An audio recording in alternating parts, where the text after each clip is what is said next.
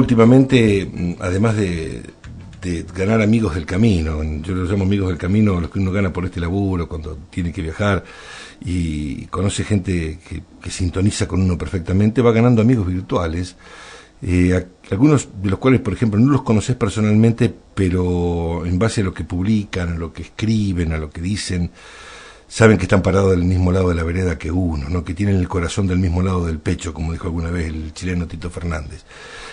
Uno de ellos es Fernando Chinelato, un colega de Mendoza, San Rafael, con el que muchas veces hemos intercambiado algunos textos que hemos escrito ambos, y hoy él me hace llegar este texto que me parece realmente brillante, por eso quería compartirlo con la audiencia, y que tiene que ver con los dramas que está viviendo el mundo actual, que a veces se ponen de manifiesto de manera mediática cuando uno ve las noticias sobre los refugiados.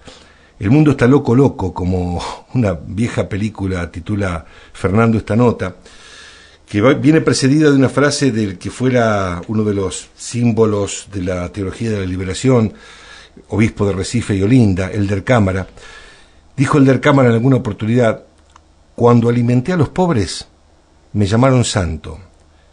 Pero cuando pregunté por qué hay gente pobre, me llamaron comunista. Y dice Fernando Chinelato en este artículo: un niño apareció muerto en la playa. Ese niño se llamaba Aylan Kurdi. La foto, terriblemente dolorosa, se convirtió en un símbolo que representa a los millones de niños muertos en las guerras.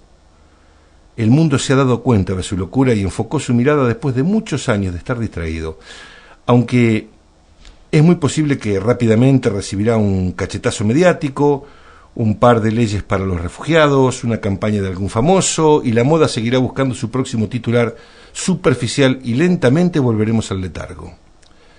Pero aprovechemos estos momentos valiosos en los que estamos despiertos para preguntarnos: ¿qué lleva a unos padres desesperados a subirse con toda una familia en la más triste de las aventuras a una balsa improvisada?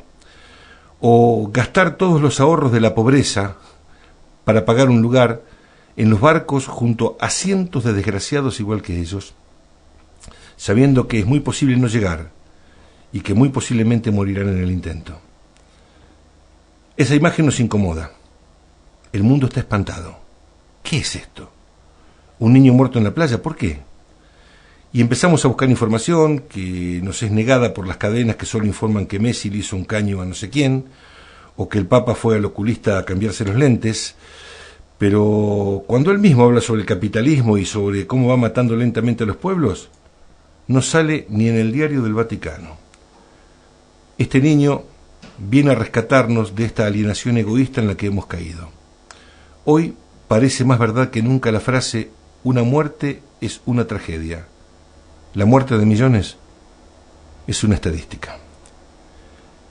Ni millones de muertes por guerra, por hambre, ni millones de ablaciones, violaciones, asesinatos de género lograron el impacto del pobre niño en la playa. Que no es solo él, son muchos pequeños que el mar devuelve a las playas. La gente siente tristeza, algunos que logran tener más empatía sienten culpa por la indiferencia. El capitalismo se ha transformado en un monstruo que necesita dinero para vivir y crecer. Es insaciable y no tiene fondo. Y como el dinero es algo finito, cuando alguien tiene millones o billones en sus arcas, es porque hay gente que muere por no tener centavos para comer. Las grandes naciones, los grandes bancos, las corporaciones gigantes nos entregan un mundo superficial, a quien pueda pagarlo, que nos ha deslumbrado tanto que aceptamos sin chistar las dos grandes condiciones que nos exige: pagar a término las cuotas e intereses y no preguntar.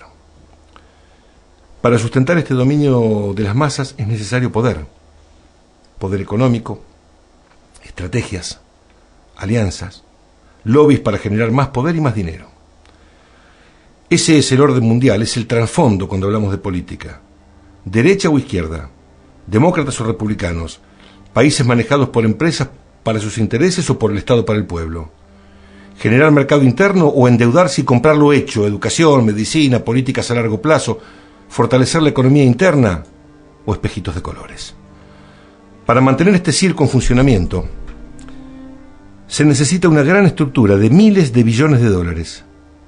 Es por eso que los países dominantes, con la excusa de la bondad y las buenas intenciones, participan activamente en las guerras civiles de países a miles de kilómetros, ponen o sacan, entre comillas, dictadores, que por lo general son personas que no se prestan al juego de vender su riqueza natural. Es interesante cómo el petróleo es abono de dictadores. O se entrometen con sus corporaciones o compran sus bancos. Absorben las riquezas en la industria y después, a tasas usureras, les proponen salvatajes, que en los países que caen en desgracia aceptan, o por desesperados, o porque los gobiernos de esos países responden a los intereses de las multinacionales. Es interesante la protección moral que se le hace a los países dominantes, defensas de propios y ajenos, vanagloriándose de países evolucionados del primer mundo.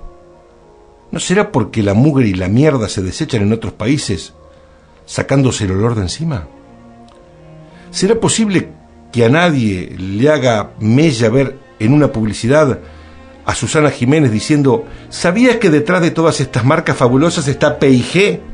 Mientras se abre un abanico de marcas a sus pies: Magistral, Always, Pantene, Oral-B, Pampers, Venus Ocean, Ariel, Ace, Gillette, Duracell, Head & Shoulders, Eukanuba, entre los cientos que no nombra, pero de los cuales cada uno es líder en el mercado. Esa concentración asquerosamente gigante, además de ser terriblemente dañina para la gente que no pertenece a las 20 familias que manejan la economía mundial, es ilegal, aunque para esto se inventó la palabra subsidiarias. ¿Cómo se explica que grandes empresas como Monsanto, Nestlé, PepsiCo, Philip Morris, McDonald's, etcétera, manejen presidentes y bancos, o que estas corporaciones tengan influencia o participación en las grandes cadenas de multimedios del mundo, o que estén asociados con empresas de tecnología de armamento? Todo esto bajo el coloquial nombre de accionistas, impolutos y limpios por la ley, que en muchos países responde a ellos. ¿Cuántos permisos de participación, de desechos, de contaminación, de utilización de recursos naturales ilegales se hicieron legales en un santiamén y a voz baja por los senados, congresos y parlamentos del mundo? ¿O por qué creen que quien ha estado en contra de esas grandes empresas termina siendo derrocado, muerto, encarcelado o en el más humillante de los ostracismos? Ellos son los grandes criminales, los que producen a bajo costo sus productos en países pobres y sumisos o corruptos, como Amancio Ortega, el tercer hombre más billonario según Forbes 2015, dueño de Zara, tienda de ropa que confecciona sus prendas en países donde los niños son obligados a trabajar por centavos, agrandando el margen de ganancia del señor Amancio, o cómo logran manejar el mercado de las grandes marcas. Pongamos el ejemplo de la ropa. Benetton, Carrefour, El Corte Inglés, Inditex y Mango fueron descubiertas por una tragedia en Bangladesh en abril de 2013, en donde murieron más de 1.000 personas, dejando otras 2.000 heridas. ¿Cómo se explica que los dueños de Walmart tengan el octavo, noveno, 11º y 12º puesto según Forbes en el ranking de los más billonarios? Si aún no se han hecho una idea del poder de las grandes empresas, citaré un acontecimiento histórico muy documentado. A principios de 1970, el gobierno de Chile estuvo encabezado por un político de izquierda de tendencia socialista llamado Salvador Allende, quien estaba considerando la posibilidad de emprender un programa de nacionalización de industrias, lo que afectaría significativamente los intereses de las empresas estadounidenses en el país. David Rockefeller expresó su opinión sobre el asunto en su libro, Memorias, cuando dijo que las medidas adoptadas por el nuevo gobierno de Chile restringían severamente las operaciones de las empresas extranjeras. Entonces Rockefeller, en concordancia con el Mercurio, diario centenario conservador de Chile, el gerente de PepsiCo, Donald Kendall, y bancos asociados derrocaron a Allende y pusieron a Pinochet, imponiendo el neoliberalismo en América Latina. Como reza la frase de principio, conmoverse, darle me gusta, tuitear, retuitear, compartir cadenas de oraciones o imágenes en Facebook es lo correcto. Ir a las villas a ayudar o pensar por qué sucede todo esto, no. Es lo superfluo y lo profundo. lo permitido y lo gravemente sentenciado por el orden de los discursos disimuladamente, astutamente dictatorial. Hay muchos de los que ven con horror el cuerpito sin vida de este niño en la playa o que comparten fotos de la Virgen y del Papa sonriendo. Son los que critican a los bolivianos, los paraguayos, los peruanos por venir a nuestro país a buscar posibilidades, muchas veces trabajando en la más triste ilegalidad, como en los talleres clandestinos que se incendiaron en Buenos Aires, en donde también murieron niños, los cuales ya nadie recuerda. Los conmovidos son los mismos que escupen que se vayan, los que dicen que las mujeres se embarazan para cobrar planes, los que no dudan en decir esos negros de mierda, los que piden la baja en la imputabilidad. Muchos de los compungidos que pertenecen a grupos como Familias Cristianas o Yo Amo a Jesús son los mismos hipócritas que gritan pena de muerte o una bala, un negro, los que desprecian que el Estado ayude a sus ciudadanos más necesitados, simplificando la situación con un no quieren trabajar, son vagos. Esos que se sonríen a ver un delincuente muerto y gritan a viva voz y con una victoria oscura uno menos, sin preguntarse por qué ese joven estaba delinquiendo y no estudiando en un colegio. Esos que comparten cadenas de oraciones y fotos promoviendo la caridad y no la solidaridad, se enojan cuando se les entrega una computadora sin darse cuenta, quizás por la estupidez a la que nos hayan sometido los que manejan el mundo, o quizá por mérito propio, que esas personas que quedan al margen al ser despreciadas y empobrecidas, habiéndoles sacado toda dignidad, aún necesitan comer. Buscarán lo que es suyo, el derecho a vivir, lo buscarán de cualquier manera. ¿Quién cree que inventó la expresión hambre digna? Me gustaría ver al que dice eso, medio muerto de hambre o de frío, frente a un pedazo de pan o a un abrigo ajeno. Los niños no entienden de la guerra que los mata. Ellos juegan en las ruinas de los bombardeos, entre las manifestaciones de fanáticos y los laberintos del hambre. Ese niño muerto parecía dormido, quizás soñando en la felicidad arrebatada, como diría el flaco, que nadie despierte al niño. Déjenlo que siga soñando felicidad, destruyendo trapos de lustrar, alejándose de la maldad.